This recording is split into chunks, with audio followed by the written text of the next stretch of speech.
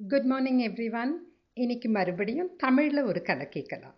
இன்னைக்கு நம்ம கேட்க போகிற கதை பக்த பிரகலாதனோட கதை. பல பல பல நூற்றாண்டுகளுக்கு முன்பு, பல்லாயிரம் ஆண்டுகளுக்கு முன்பு சத்திய யுகத்தில் ஒரு அசுரன் இருந்தான். அந்த அசுரன் பேர் இரண்யகசிப்பு. அவன் ஒரு பலமான அசுரன், ரொம்ப ஒரு மிகப்பெரிய ராஜா. அவனை பார்த்து தேவர்கள் கூட ரொம்ப பயந்தாங்களாம். ஒரு தடவை அவன் என்ன பண்ணானா, ஒரு கடுமையான தவம் பண்ணானா. யாரை நோக்கி? பிரம்மாவை நோக்கி தவம் பண்ணானா. பல வருஷம் தவம் பண்ணானா. அவனோட தவத்தை பார்த்து சந்தோஷப்பட்ட பிரம்மா ஒரு நாள் அவன் முன்னாடி வராராம். எனக்கு உன்னோட தவத்தை பார்த்து ரொம்ப சந்தோஷமா இருக்கு, உனக்கு என்ன வேணும்? அப்போ உடனே இரண்யகசிப்பு கேட்குறானா, பிரம்மாவே, எனக்கு சாகா வரம் வேணும், நான் சாகவே கூடாது. அப்போ பிரம்மா சொல்கிறாரா, அது நடக்க முடியாதே, பிறந்த எல்லாரும் ஒரு நாள் இல்லாட்டா ஒரு நாள் கண்டிப்பாக செத்து போகணும். அப்போ கொஞ்ச நேரம் யோசிச்சு அந்த அசுரன் சொல்கிறானா, சரி சுவாமி, எனக்கு சாகா வரம் கொடுக்க முடியலனாலும் எனக்கு சாவு எந்த மனிதனாலும் வரக்கூடாது, எந்த மிருகத்தாலும் வரக்கூடாது. நான் பகல்லையும் இறக்கக்கூடாது, ராத்திரியிலையும் இறக்கக்கூடாது. அது மாதிரி நான் வீட்டுக்கு உள்ளேயும் இறக்கக்கூடாது, வீட்டுக்கு வெளியேயும் இறக்கக்கூடாது. ஸோ பிரம்மா சரி, ரொம்ப சந்தோஷம், ததாஸ்து, உனக்கு இந்த வரம் கிடைச்சிருச்சு அப்படின்னு சொல்கிறாராம். அவ்வளோதான். இரண்யகசிப்புக்கு பயங்கர சந்தோஷமா, ஆஹா, என்னை யாராலையும் கொல்ல முடியாது அப்படின்னு பயங்கர கர்வம் ஆயிடுறான்னா. கர்வந்தான் எந்த ஒரு மனிதனுக்கோ ஒரு அசுரனுக்கோ அழிவுக்கான ஆரம்பம். இந்த கர்வத்தோடு அவன் என்ன பண்ணுறான்னா, எல்லாரையும் போய் மிரட்டுறானா. எல்லா ராஜாவையும் தனக்கு அடியில தான் இருக்கணும்னு சொல்றானா. தேவலோகத்துக்கு போறானா, தேவர்களுக்கு எல்லாம் நான் தான் தலைவன் அப்படின்றானா.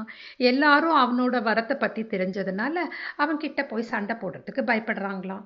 அப்போ தேவர்கள் எல்லாம் போய் என்ன பண்ணுறாங்களா, விஷ்ணுவை பார்த்து முறையிடுறாங்களாம். சுவாமி, நீங்கள் தான் எங்களை இந்த ஒரு கஷ்டத்துலேருந்து காப்பாற்றணும் அப்படின்னு.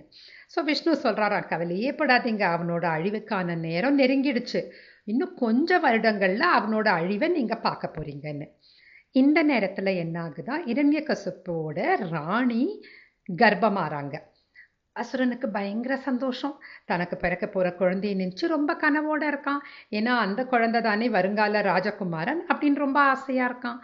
இரண்யகசிப்பு தான் கெட்டவனே தவிர அவனோட ராணி ரொம்ப பக்தியில் இருக்கிறவன். அவன் கர்ப்பமாக இருந்த காலத்தில் நாரத முனிவர் அவகிட்ட பல நல்ல நாராயணனோட கதைகளை பற்றி சொல்கிறார். விஷ்ணு தான் ஒரு மிகப்பெரிய அவதாரம், அவர் தான் முழுமுதற் கடவுள் அப்படின்னு சொல்கிறாராம். ராணியோட வயிற்றுல இருந்த குழந்தை இந்த கதையெல்லாம் ரொம்ப ஆர்வமாக கேட்டு வயிற்றுல இருக்கிறப்பவே விஷ்ணுவோட மிகப்பெரிய பக்தனாக அந்த குழந்தை மாறிடுது. இதே சமயத்தில் என்ன ஆகுது, அசுரனோட கர்வமும் அவனோட அராஜகமும் நாளொரு மேனி பொழுதொரு வண்ணமாக ஜாஸ்தி ஆகிக்கிட்டே இருக்கு. அவனுக்கு அவனோட அந்த ஒரு அசைக்க முடியாத நம்பிக்கை, தன்னை யாராலையும் அழிக்க முடியாதுன்னு. அப்போ திடீர்னு அவனுக்கு என்ன தோணுச்சான், நான் தான் எல்லாரோட பெரிய ஆள், அப்படி இருக்கிறப்ப எதுக்காக என்னோட மக்கள் கடவுளை நோக்கி கும்பிடணும்? இதுக்கப்புறம் என்னோட ராஜ்யத்தில் யாரும் ஓம் நமோ நாராயணா சொல்லக்கூடாது. என் மக்கள் எல்லாரும் ஓம் ஹிரண்ய நமக, ஓம் ஹிரண்ய நமக அப்படின்னு தான் சொல்லணும். என்னுடைய ஆணையை மதிக்காதவங்க உடனடியாக கொல்லப்படுவார்கள் அப்படின்னு சொல்கிறான். மக்கள் எல்லாம் ரொம்ப பயந்துடுறாங்க. அவங்களுக்கு பிடிச்சதோ பிடிக்கலையோ வேற வழியே இல்லாமல் தன்னோட ராஜாவை தான் கும்பிடுறாங்க. இந்த நேரத்தில் குழந்தையும் பிறக்குது, ரொம்ப அழகான குழந்தை. அந்த குழந்தைக்கு பிரகலாதன்னு பேர் வைக்கிறாங்க. அந்த குழந்தை மேலே அப்பாவுக்கு பயங்கர பாசம். அந்த குழந்தை கொஞ்சம் கொஞ்சமாக வளர அவனுக்கு பாடம் கற்பிக்கிறதுக்காக குருவெல்லாம் கூப்பிடுறான். ஸோ அந்த குருலாம் போய் அவனுக்கு சொல்லி கொடுக்க ஆரம்பிக்கிறப்ப முதல்ல ஓம் ஹிரண்ய நமகன்னு சொல்கிறாங்க. உடனே அந்த குழந்தை கேட்குதான், குருவே, அது எப்படி நீங்கள் ஹிரண்ய நமகன்னு சொல்லலாம்? விஷ்ணு தானே இந்த உலகத்தையே படைச்சவர், நான் ஓம் நமோ நாராயணா அப்படின்னு தான் சொல்லுவேன்னு சொல்லுதான். அதை கேட்ட அந்த குரு ரொம்ப பயந்துடுறாராம். ஐயையோ, இந்த குழந்தை ஓம் நமோ நாராயணான்னு சொன்னால் ராஜா நம்ம தான் சொல்லி கொடுத்தோன்னு நினச்சி நம்மளை கொன்னுடுவாரே அப்படின்னு பயந்து ஓடி போய் ராஜா கிட்ட முறையிடுறாராம். ராஜா, உங்கள் பையன் என்ன சொன்னாலும் கேட்காம ஓம் நமோ நாராயணா மட்டும்தான் சொல்லுவேன்னு சொல்கிறான்னு. ராஜாக்கு பயங்கர கோபம் வந்துடுது. அது எப்படி என்னோட சொந்த மகனை என்னை மதிக்காமல் இருக்கிறதா? பையனை கூப்பிடுறாரு, முதல்ல அன்பா சொல்கிறாரு, ஓம் ஹிரண்ய நமக சொல்லுன்னு. அந்த குழந்தை, முடியாதுப்பா, நீங்கள் எனக்கு அப்பாவாக இருக்கலாம், ஆனால் கடவுள் கிடையாது, கடவுள் நாராயணன் மட்டும்தான்னு. கொஞ்சம் கொஞ்சமாக கோபம் வருது. அப்பாவாகவே இருந்தாலும் தன்னோட கர்வத்துக்கு முன்னாடி அன்பு எதுவும் முக்கியம் இல்லைன்னு தெரியுது. கத்துறான், மிரட்டுறான், யானையை கொண்டு வந்து மிதிக்க வைப்பேன்னு சொல்கிறான், மலையிலேருந்து உருட்டி விடுவேன்னு சொல்கிறான். என்ன சொன்னாலும் அந்த குழந்தை கொஞ்சம் கூட பயப்படலை. அந்த குழந்தைக்கு எந்த ஒரு தீங்கும் நடக்கவே இல்லை. இதை பார்த்த ராஜாக்கு மிகவும் மிகவும் கோபம் ஜாஸ்தியாகுது. கோபம் தாங்காம ஒரு முறை கத்தி கேட்குறாரு, எப்போ பார்த்தாலும் நாராயணா நாராயணான்னு சொல்றியே, உன்னோட நாராயணன் எங்க இருக்கார்னு. அந்த குழந்தை ஒரு சிரிச்ச முகத்தோட சொல்லுது, எங் நாராயணன் தூணிலும் இருப்பார் துரும்பிலும் இருப்பார் அப்படின்னு மிகுந்த நம்பிக்கையோட அந்த குழந்தை சொல்றது. அடுத்த நிமிஷம் கர்வத்தோட உச்சியில இருந்த இரண்யன் என்ன பண்றான், தன் கையில இருந்த பெரிய கதாயுதத்தை எடுத்து பக்கத்துல இருக்கிற தூண் மேல வேகமா அடிக்கிறான். அவன் அடிச்ச வேகத்துல அந்த தூண் ரெண்டா பிளந்துடுது. அந்த பிளந்த தூண்குள்ளேருந்து மிக உக்கிரகமா நரசிம்மர் வெளியில வர்றாரு. நரசிம்மர் யாரு? அவரோட முகம் சிங்க முகம், உடல் மனித உடல். அதனால நரசிம்மர் மனிதனும் கிடையாது, மிருகமும் கிடையாது. அது மாதிரி இரண்யன் அந்த தூணை பிளந்த நேரம் காலையும் இல்லை மாலையும் இல்லை, சந்தியா காலம். அது பகலும் கிடையாது இரவும் கிடையாது.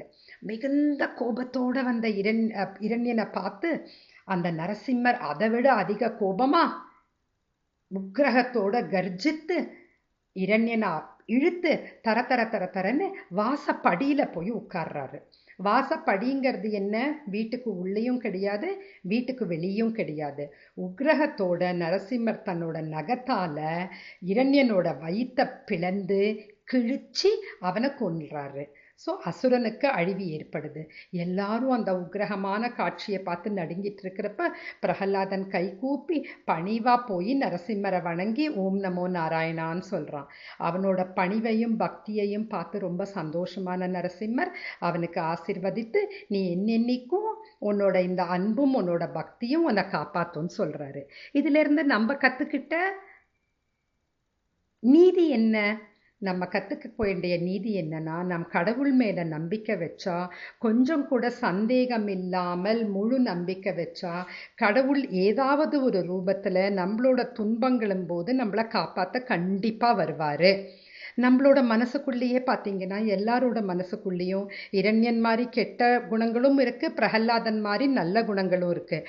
அப்போ நம்மளோட மனசில் இருக்கிற தீய எண்ணங்களை அழிச்சிட்டு பிரகலாதன் மாதிரி தூய்மையான எண்ணத்தை மட்டும் வச்சுருந்தா நம்ம வாழ்க்கையில் நம்ம எல்லாரும் சந்தோஷமாக இருக்கலாம். ஓம் நமோ நாராயணா.